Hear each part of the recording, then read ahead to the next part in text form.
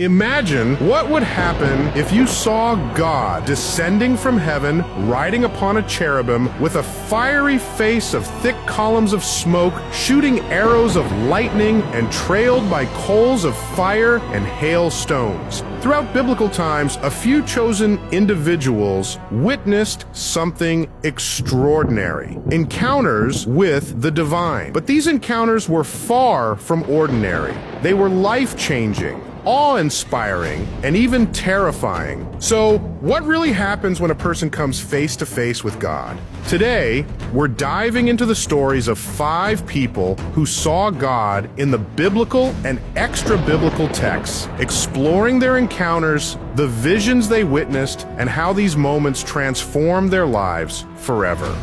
After leading the Israelites out of Egypt, Moses went up Mount Sinai to meet with God and receive the 10 Commandments. During these encounters, Moses asked to see God's glory in the book of Exodus 33 and 34. God responded that no one could see his face and live, but he allowed Moses to see his back as he passed by, while covering Moses in a cleft of the rock. This encounter left Moses' face shining with a radiant glow when he came down from the mountain, a sign of the glory he had witnessed. But Moses was caught up in so much glory that he himself did not know until the Israelites and the elders gathered in awe. However, the brightness was so intense that it frightened the Israelites. So Moses wore a veil over his face whenever he spoke to the people, only removing it when he went into the tent of meeting to speak directly with God again. This veil served to shield the Israelites from the overwhelming glory that shone from Moses after being in the presence of God. In Psalm 18, David vividly describes an encounter with God, portraying his power and majesty in a time of deliverance from his enemies and from King Saul.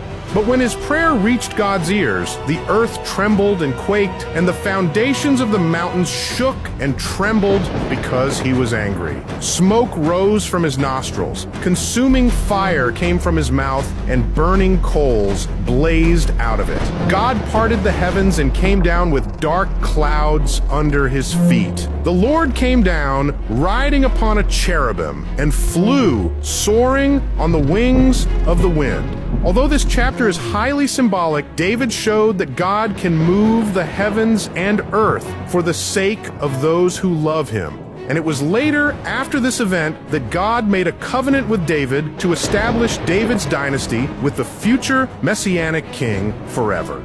While the book of Enoch was banned due to its focus on Enoch's transformations, it reveals how he was transformed into an angelic scribe of the highest order, known as Metatron, in the celestial realms. Clothed in garments of light, Enoch described God's radiant face as brilliant as molten iron in a furnace, impossible to endure or approach. Many prophets shared extraordinary encounters with the divine, including Ezekiel, who witnessed the Ophanim, and Daniel, who was left sick after his visions. But Elijah's experience stands out as the most unique among them. After his dramatic victory over the prophets of Baal on Mount Carmel, where God sent fire from heaven to consume Elijah's sacrifice, Elijah found himself threatened by Queen Jezebel, who vowed to take his life. Afraid, he fled into the wilderness and eventually made his way to Mount Horeb, also known as Mount Sinai. Feeling overwhelmed and exhausted, Elijah expressed a deep sense of failure and loneliness, even praying for his life to end in 1 Kings 19. But God called him up the mountain where he passed by, and there was a mighty wind that tore the mountains apart and shattered rocks. But God was not in the wind.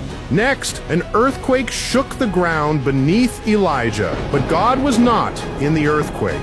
Following the earthquake, there came a fire, but God was not in the fire. After the fire, Elijah heard a gentle whisper, and it was in this quiet, gentle sound that God's presence finally appeared to Elijah. When he heard the whisper, Elijah covered his face with his cloak and stepped at the entrance of the cave. And not long after, Elijah was taken by a whirlwind to heaven.